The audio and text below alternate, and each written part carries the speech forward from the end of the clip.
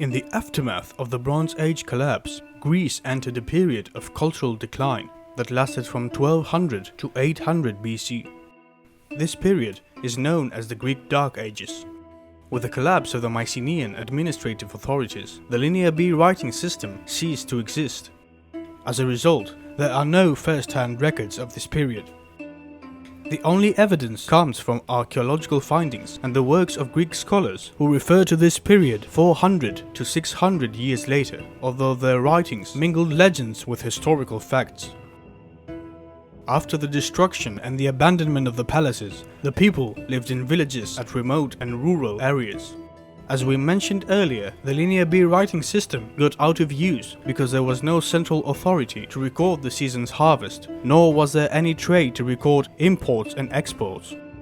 One of the important tasks of the palace was the administration of farming. As this ceased to function, the devastated by land erosions and droughts Greeks had to look for other options. Most returned to the activities prior to the Mycenaean and Minoan civilizations. Some became nomadic herders. They built temporary settlements and moved throughout the year in search of lands for their sheep and goats to graze on. Others continued farming their fields, but in a much smaller scale than the previous period. The population drop was massive. A large part of the mainland inhabitants perished in the first 2 centuries of this period. Gradually, the communities became more original. This was the result of 2 reasons. The first lies in geography. Greece is 80% mountainous, and with the population decimated, the people formed small secluded communities with poor communication between them. The second reason was their survival, and the smaller the community, the better. This regionalism would later give rise to the forming of the various Greek tribes and the city-states with their own laws and customs. As it is obvious, the people who faced such hardships and struggled to survive left very few evidence of culture. There was no trade, no construction of large buildings, and no luxury goods. We can find indications of culture only in pottery and burials. The first style of pottery produced during this period is called Sub-Mycenaean. These pots are poorly formed with very simple motifs compared to the Mycenaean ones, and with very few depictions of animals or human figures. The burial process also changed. The Mycenaean custom of large family vaults was replaced with new forms, such as single shaft graves, cremations, and cist graves. Despite the few findings, we draw the conclusion that the Greek civilization was going through a cultural change at that time. Around the 12th and 11th century BC, there was a large migration of the Dorian tribe into the Peloponnese. This event is known today as the Dorian Invasion. We do not actually know if this was a quick and violent invasion or a gradual peaceful migration of the Dorians in the region.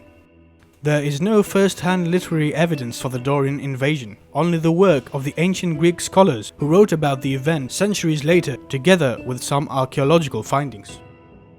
The Greeks of the Archaic and Classical periods viewed the Dark Ages and the Mycenaean period as an age of heroes. As a result, the scholars combined historical events with myths and legends. The Dorian invasion is described in these writings as the return of the Heraclida, meaning the descendants of Heracles. Many renowned scholars recorded the event, but each of them had a different take on it, so the story varies a lot. Here is a quick summary with information taken from the works of the ancient scholars. A large part of the Dorian people resided in the region of central Greece, although the exact location is disputed even among the scholars. The descendants of Heracles were exiled many years before from the Peloponnese by the king of Mycenae and were waiting for the right time to return. The Dorians decided to help the Heraclids retake their lands, and together with Temenus, Cresphontes and the twins Procles and Eurysthenes invaded and conquered the Peloponnese. The Argolid was given to Temenus, Messenia was given to Cresphontes, and Laconia was given to the twins Procles and Eurysthenes, the first 2 kings of Sparta. Arcadia was the only region that was not conquered because of the marriage between Cresphontes and the Arcadian king's daughter. The story of the invasion may be partly made up to legitimize the rule of the Dorians over these lands and to link their royal line to Heracles. Nevertheless, this story was accepted by all the Greeks despite people having different takes on it. It is very difficult to trace the invasion through archaeological findings, since all of Greece was undergoing cultural change at that time, and there was also a lack of settlements. So far, there are two theories that claim to prove the Dorian invasion. The first theory supports that the cist grave custom originated in the north, and this may be evidence of the migration of the Dorians. However, we can trace this custom to the early Mycenaean period, so this theory is debatable. The second theory claims that there was a new type of pottery in the region that resembled styles of central and northern Greece, as well as pins and fibulae that were similar to the northern ones. Still, these claims are questionable. The truth is that there is not much archaeological evidence to prove the Dorian invasion. This is not strange, as the Dorians were a Greek tribe and were greatly influenced by the Mycenaean civilization. Thus, their culture may have undergone the same changes with the neighboring tribes, so it would not seem much different in comparison to the other Greek tribes.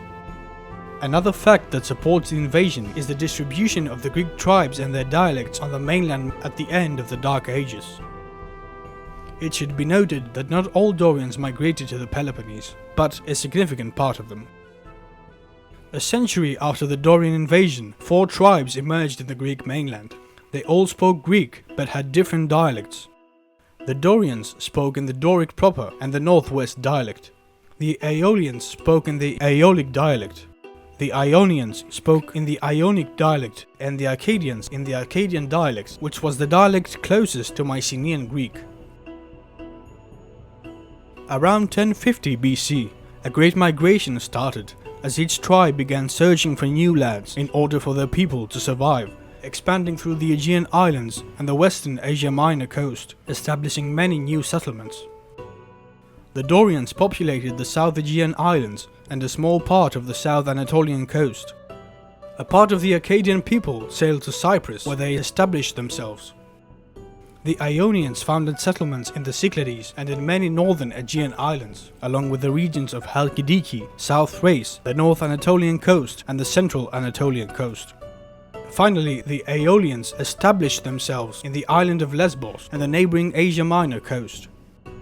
This migration developed gradually over the course of 150 years.